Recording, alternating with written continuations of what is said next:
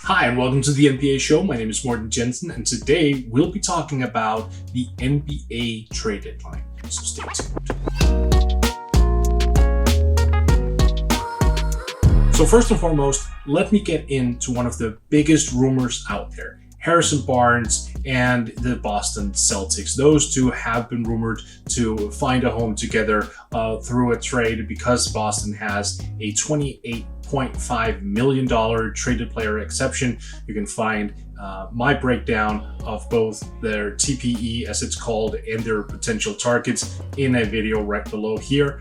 But Harrison Barnes is one of those interesting players because he's on a Sacramento Kings team that is, at least this year, going virtually nowhere. The Kings are 9 games under 500. They're 15-24. They're 13th in the Western Conference, and they just haven't delivered to the extent that they wanted to themselves. The Kings are desperate to get into the playoffs. Right now, that seems like a very, very bleak outlook, and yet they aren't interested in moving off of Harrison Barnes, presumably because they want him to stick around for next year. The Celtics, however, are interested in acquiring Barnes right now, or at the very least this offseason, because they think he could be the missing piece that gets them into the NBA Finals, or at least contends for that position. What is so attracting to Barnes, you might ask? Because you're looking at a guy who isn't really blowing out the box scores. Like, he's at 16 points, 6 rebounds, decent enough shooting. So what is it that makes him so interesting? Well, in part, it's his physical nature. He's 6'8", 230. He can play the 3, he can play the 4. He's one of those interchangeable wings who can play a big position. And in a pinch, you can even play him as a small ball 5. So it's the versatility, it's the physicality, it's the fact that he can produce at that level at several positions that becomes interesting. Furthermore, even though he's not a shot creator for Boston specifically, that doesn't really matter. They have Kemba Walker, they have Jason Tatum, and they have Jaylen Brown, all who can facilitate and create shots for themselves and others. Therefore, you just simply don't need a Harrison Barnes who goes out to create shots off his own dribble. That's just not a necessity. In terms of playmaking, Barnes is at a career high, averaging 3.5 assists per game. That just dwarfs his former 2.2 average. And I know it doesn't sound like much, but when you can playmake to the extent where you're averaging almost 4 assists from the forward position, that makes you more interesting. It also gives the Celtics especially a look at how you can set up these guys I mentioned before, Kemba, in Jason and Jaylen, by having a guy who can pass and initiate the offense. Now, Barnes might not be one of those guys who acts as a point guard like LeBron or even at times Kevin Durant or Luka or those guys. No, he's not. He's a forward who can pass, and he's not a guy who might make insane passes off the dribble and whatnot, but if in a standstill position or even in the post, he can deliver passes to guys who cut, who move, who get free and open for 3-point shots. There's a lot of versatility here. So when you look at Harrison Barnes, don't get it twisted. His numbers might not scream all-star or superstar, and he's also not that, but he is highly influential. The 16 points and 6 rebounds, while modest, is just one of those things where you can look at the score or you can look at his impact. His impact is greater than his statistical line, and that's why he is such an attractive piece. Now, according to Sam Amick of The Athletic, the Kings are just not interested in moving off Barnes, which, it does have some merit because they are desperate to make the playoffs, but you also have to wonder what's going to happen next year. As I mentioned in the video yesterday where I brought up Richaun Holmes as my number 2 guy of the top 5 most underrated free agent targets for next season, there's a risk they could lose him too. Then what would happen here? They would downgrade pretty significantly at the center position. And you could argue then, if that's the case, is there reason to hang on to Barnes, or is it time to pivot into De'Aaron Fox, Tyrese Halliburton, and really go from there? There's a lot of unanswered questions just hanging over this Sacramento Kings franchise, and Harrison Barnes right now has to be one of the biggest ones, because you could cash in now. You could decide to say, we're 9 games under 500, we're not going to make the playoffs this year, we know. Why not just get a couple picks, a couple assets, see what we can get with those guys, and actually build from now, and 2 or 3 years down the line, maybe we'll be there. Maybe we'll be in playoff contention. Because it's no sure thing that it'll end up there, even if they keep Barnes around. That organization has to start building from somewhere. And what they're doing right now is kind of having a foot in each camp of win now, build for later. That rarely mixes all that well. Case in point, Boston. I know, irony, right? Of course, there's also another component that plays into all this. Boston's young players are just not that interesting to a lot of teams. Now, sure, they have Peyton Pritchard, they have Robert Williams, they have some exciting young pieces on their bench, Aaron Nesmith as well. Presumably, Romeo Langford could turn into something good down the line, but as of right now, they're not producing at a level where they have warranted a lot of trade value. So teams who are looking and willing to give up maybe established veterans and presence, they are just looking at those young guys from Boston going, we're not impressed. We're not impressed. And because of that, they would want to pivot onto draft picks and presumably more. Meaning if the Boston Celtics reached out for a trade and offered one of their young players or numerous players in terms of their young core, they would be met with the argument, we'd rather have all your future draft picks. What do you do then? Are you willing to go all in? So that's a debate that we could look at going forward until the March 25th NBA trade deadline. I have a feeling that the Barnes to Celtics rumors, they are just getting started. It's going to be a thing. Another name just lurking around and is being brought up somewhat constantly is Atlanta Hawks forward John Collins. Now, the reason this is going to be a little bit of a weird situation is because he's an upcoming restricted free agent. So yes, technically, if you trade for John Collins now, you do carry over his bird rights, meaning you can actually match whatever offer sheet he signs elsewhere. So that's not really a problem just in terms of retaining him. The problem with Collins comes down to price tag. Collins fancies himself a max level player. Personally, I don't think it's there. I don't think his archetype of player, and I've alluded to this before, link here, maybe even there. And it's just, he's not that kind of player. He's not a franchise carrying guy. And I think that is why we're looking at a situation that could be a little bit risky for a team that might trade for him. Now, we know that the Minnesota Timberwolves are practically begging the Hawks to enter into trade negotiations with them. They want John Collins there, and if it won't be through a trade, they will probably be willing to sign him to a major offer sheet this summer. Again, I have to reiterate, I don't think that's a good idea. And let me tell you why.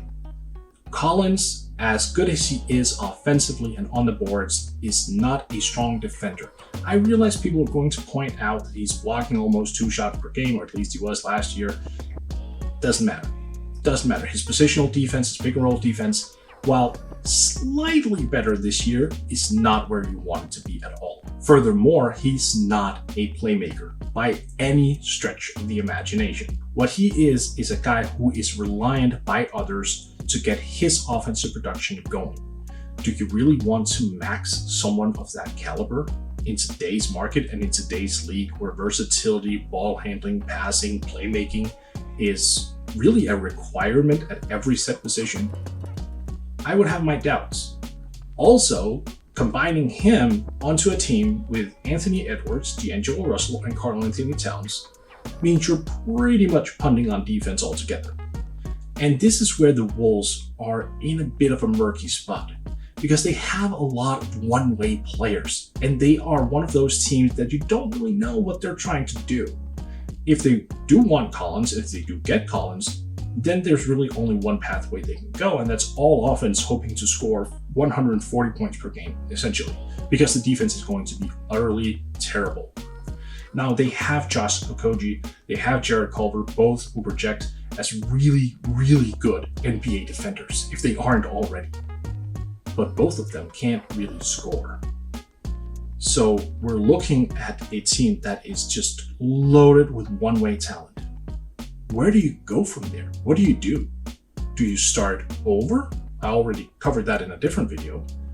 Or do you just go all in on offense with John Collins? Now, I wouldn't be a fan of that approach. I don't think it makes the team well-rounded or well-adjusted enough to make a deep run in the playoffs at any given point. Now, given the right coach, given the right system, given the right components of offensive-minded players, yes, they could sneak into the playoffs at some point in the future by just outscoring everyone, running and gunning, getting 130 per game, whatever. Then they're going to get bounced quickly because the playoffs are just an entirely different beast. So whatever logic there is in the Wolves going after John Collins, I don't see it, but it might actually save the Atlanta Hawks if the Wolves are really forcing the issue here. Because the Hawks are in a weird spot, right? They have Collins. They know that he might actually get just a major offer sheet, presumably from the Wolves, during the offseason. The Hawks themselves shouldn't really be that interested in maxing out John Collins because, like I said, lots of warts in his game. So if they're willing to enter into trade negotiations and they can set a high price for him, knowing full well that Minnesota is all in on Collins, they can walk away with long-term assets or draft picks and not having to mind at all the restricted free agency period with Collins that they're otherwise looking at right now. That's a headache that goes away by just moving him. So I'm a big proponent of moving him from Atlanta's perspective, and if Minnesota is willing to bite, go for it. For Minnesota, I hate it, but I see the logic from Atlanta's point of view. Now finally, I want to talk about the Philadelphia 76ers. So the Sixers would be buyers, as you call it, on the NBA trade deadline front, meaning they would be willing to take on contracts now to get better this season and maybe next. They would be willing to give up long-term assets in order to do that and chase the title this year. And what area specifically should they be looking for? Well, it's easy. There's only one area they really struggle in, and that's shooting. They're 28th in three-point field goal attempts and 25th in three-point field goal makes. Now, granted, they are shooting 37% from deep, which is a very respectable percentage. That's good. But you just need to have the volume alongside you, especially as you're flanking Ben Simmons and Joel Embiid. Simmons, as we know, is just a non-shooter. Embiid is more of a modest three-point shooter. He doesn't take 10 threes a game, nor should he, given his skill set near the basket. So what you really need to do here is find more guys who can help space the floor for those two. If the Philadelphia 76ers have any aspirations of maximizing the team around those two, not to mention Tobias Harris as well, he's definitely worthy of a mention here, you need shooting. You need more shooting. You need guys who can give them the driving lanes, the spacing to create, and give those guys a chance to establish himself early, and knowing full well that if the double team comes, you can just swing the ball out, and lo and behold, a shooter is standing there ready. Fortunately for the Sixers, they do have Seth Curry on their roster. That does not go unnoticed, but they need more than that. Danny Green is old, he's inconsistent, as we all know. He's a guy who can go on a 15-game hot streak and follow that up by a 20-game cold streak. He's just not reliable enough for a deep postseason run, especially considering the role that he's playing. So the Sixers will have to go into this trade deadline knowing full well they are buyers. We are looking for shooting, and we're looking for shooting right now. Now, one guy I'd like to see, if they could finagle it somehow, it's a high salary. I don't necessarily see an outlet where it's fully realistic, but that's Buddy Hield. And I'm bringing the Kings into this once more. And I'm sorry, Kings fans, but I personally believe that it's time to just tear everything down and build around Fox and Halliburton. But Buddy Hield was also very discontent with the Sacramento Kings franchise less than a year ago. He's not really performing up to par, which could also indicate that he really wants to go elsewhere, but just stays quiet about it right now.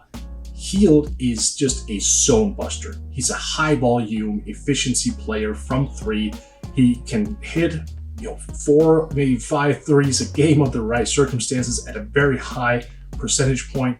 And with the attention already devoted to Joel Embiid, Ben Simmons, and Tobias Harris, Buddy Hield could feast as a shooter. He could come in and literally average 20 right off the bat just by getting open shots on the perimeter. Now, yes, you would give up defense in that sense. Hield is not a strong defender, but given that you have 2 Defensive Player of the Year candidates in Simmons and Embiid, I think you'll manage, even if you do have to give up someone like Matisse Thybulle. And yes, I know Sixers fans, I would hate to give him up as well. I really would. He's a tremendous defender. He defends multiple positions. I understand that. But in order to get better at one of the areas that you're lacking in, you will need to give up quality. Thybulle is that piece of quality. Plus, if the Sixers could somehow throw out a starting lineup consisting of Embiid, Harris, Simmons, Curry, and Hield, watch out.